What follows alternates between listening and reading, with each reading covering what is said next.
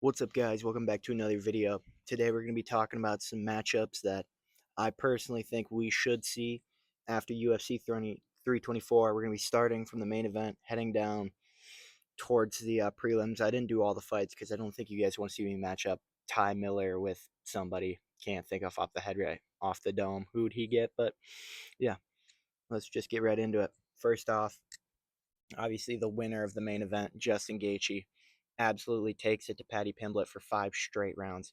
He's gonna get. He's the interim champion. He gets Ilia Topuria. I'm sorry it had to be this way, son. You won. You won the fight, but you will not win the war. Yeah, obviously Gaethje won the belt, so he's should be next up for Ilia unless Ilia vacates, which I don't think will happen. He was talking about only wanting to fight either Islam or Paddy because he hates Paddy, but I think the UFC will make him do this. And I think we might honestly see this at the White House. This might make a pretty good main event to see the biggest star versus an American champion on the White House lawn. That'd be a pretty cool thing. Next up, we have the loser of the main event, Paddy Pimblett. You know, he had an okay performance. You know, we didn't really see him do the things we thought we were going to see him do. He did not fluke a knee to Justin Gaethje in the 4th round like I thought he would. So maybe I'm just a fucking casual, but yeah, we're gonna give him the loser of Dan Hooker versus BSD, which is next weekend. Obviously, there's the beef with Dan Hooker, and just that's all there. That's an option to make the fight, but I don't see Dan Hooker losing this fight and then being rewarded with Paddy Pimblett. Obviously, Patty might be ranked higher right now, but obviously his rank was artificially climbed up a little bit, and we just saw him lose in the top 5. He lost to Gaethje, who was ranked number 4. So I don't think Patty should really be looking up right now. I think he should be looking down. So obviously, it could be BSD, could be Dan Hooker. I think it's going to be Dan Hooker. I just think he's taken too much damage to last in a fight with BSD. So yeah, I think we may see Dan Hooker versus Paddy Pimblett next up for Paddy. Next, we got Sugar Sean O'Malley. Honestly, not even as bad as a robbery as people think it is. Obviously, there was a takedown scored in the 1st round, which, if you decide that takedowns should negate all damage based scoring, that is unfortunate for you. But the takedown by Song Yadong does not outdo all the damage that O'Malley did in that 1st round. So I think he won that fight. I think he put on an impressive enough performance by beating, Song Yadong, who I think is better than beating a Figueiredo. So therefore,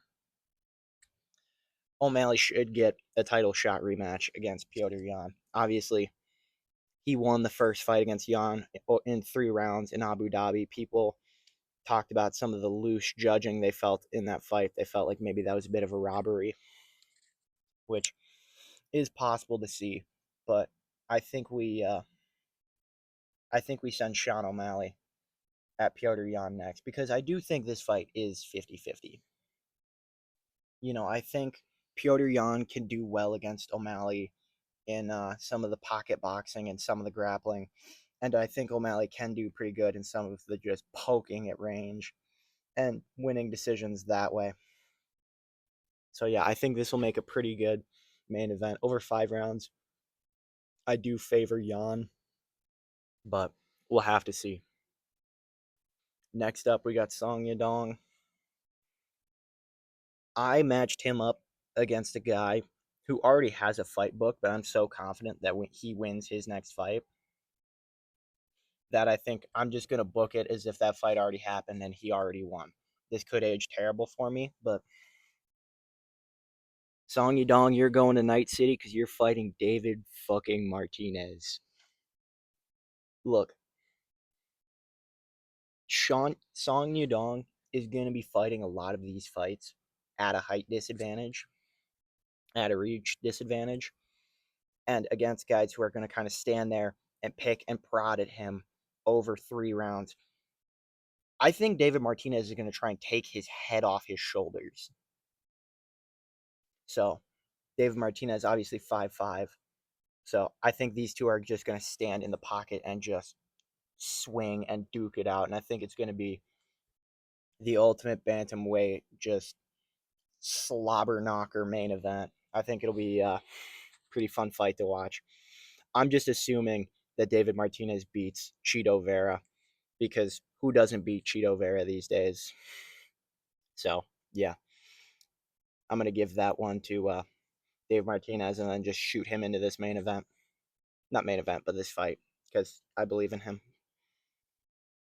Oh, next up, guess we missed the transition there.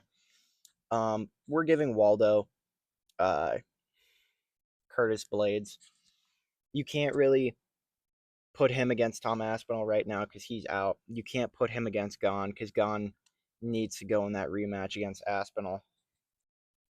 And then he already lost to Sergey Pavlovich in a 29-28 decision, so you could run that back. But the only two fresh matchups you could give this guy ahead of him in the rankings are Blades or Volkov.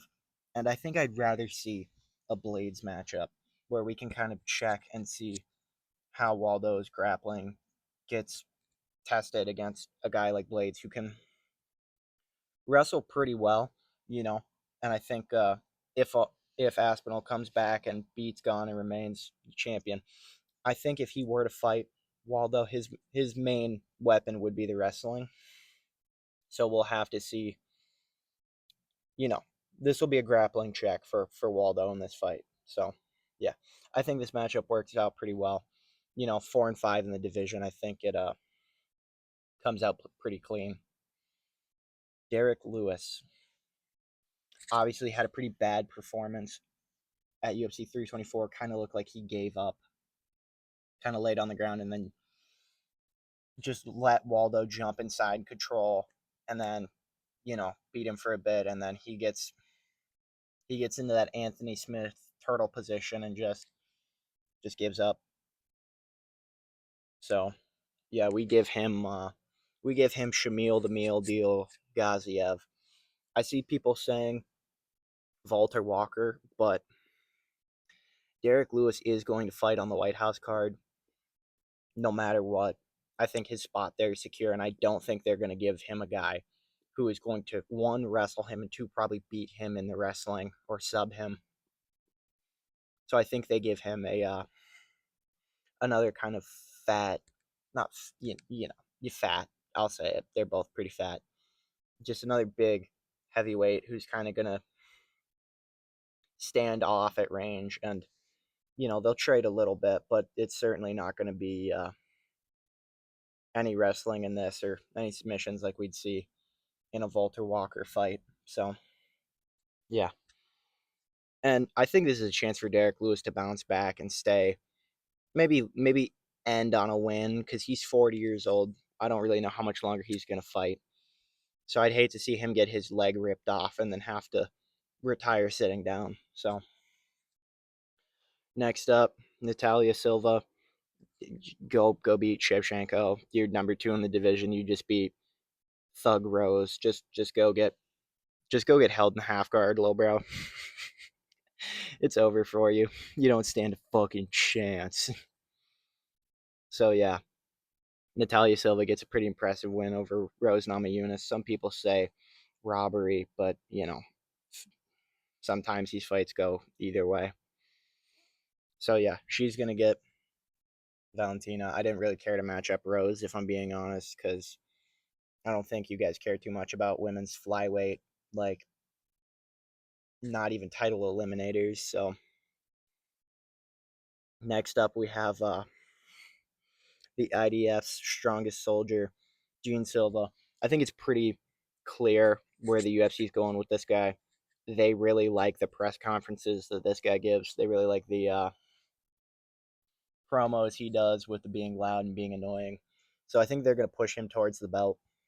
So I think they give him Mavzar in the hopes that he either kills Mobzar in the cage and that's not a problem for them anymore, or that Gene Silva's style is so like wild that it forces Mobzar to have a good fight, and then they can justify giving Mobzar a title fight because all it takes to get a title fight these days is to beat Gene Silva, as we see. But yeah, I think this one could be pretty interesting. And I don't really care for either of these guys, so I'll be pretty happy to see one of these guys lose, and hopefully it's not a 3 or 5 round decision. That'd be pretty sad to see, but I think this fight will be pretty good. Okay, next up we've got Umar, and I don't think Umar did enough, or I think Umar did enough, but not against someone as good as who O'Malley did that to. So I think we give Umar Marab. Now listen, kid. Here's your chance to ruin my life, okay? I want to see that Marab Yan trilogy so badly. So here's your chance, kid. If you win this fight, you get your title shot and you ruin my life forever. But yeah, I think this would be a pretty interesting fight. Obviously, we see Umar's only loss is to Marab, and Marab really showed out in that fight. I feel like he kind of put on a performance, not just in the fight, but in sort of the like likability and like characterness of himself. He's kissing, or that might have been O'Malley. He was kissing the back against, but he was emoting, jumping around doing his thing. So I think this gives Marab another chance to reestablish his character before he goes back into a fight with Jan, because I think he needs to rebuild that confidence before he gets back in there. And finally, the final fight we have, Tabo Gautier won a 3 round decision, and I don't quite think it's rankings for him because he didn't quite knock the guy out, and he kind of showed that when the guys don't go out cleanly or just fall flat out, that he kind of struggles to utilize the insane power that he has built up.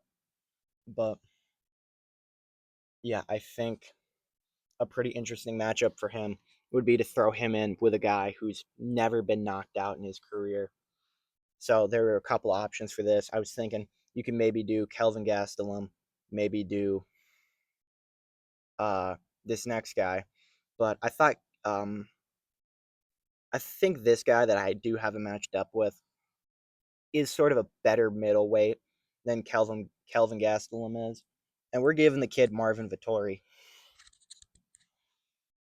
Listen, Taba, just clean his clock. Take it straight off his shoulders. Blow his shit smooth off. I think this will be an amazing fight. I think it'll really be unstoppable force versus a movable object because you know Marvin Vittori's chin is insane. His head just refuses to leave his shoulders no matter what. He doesn't get knocked out, and I think it'll make a very interesting fight to see what happens when a Tabo Gautier faces someone that he can't flatline again, and he may have to try and cut some angles or use some better ground and pound to get the guy out of the fight. Or if it goes to another 3 round decision, we may see that he just doesn't have the skills to put people out anywhere but the feet or anywhere but clean knockouts. So I think this will be an interesting fight to see what a Tabo Gautier can do. But yeah, those are all the fights I think should be made after UFC 324. Obviously, I left out Arnold Allen because I hear there's talk of him moving to lightweight, him being a little too big for featherweight at this point, losing a little bit of energy and strength, having to cut. So I think that's a decision I'd like to, or that's not something I want to match up yet because I don't know if he goes for that or I don't know if he stays. So there's really no point in me sitting here saying he's going to fight someone if he's not going to move up. So yeah, I left him off, left Rose off because I don't really care about that. But yeah, that's the video. I love y'all. If you made it this far, leave a like, comment, subscribe. Let me know what you think of these fights that I made, or if there are any other fights that I should have made. So yeah, let me know. I'll see y'all next time.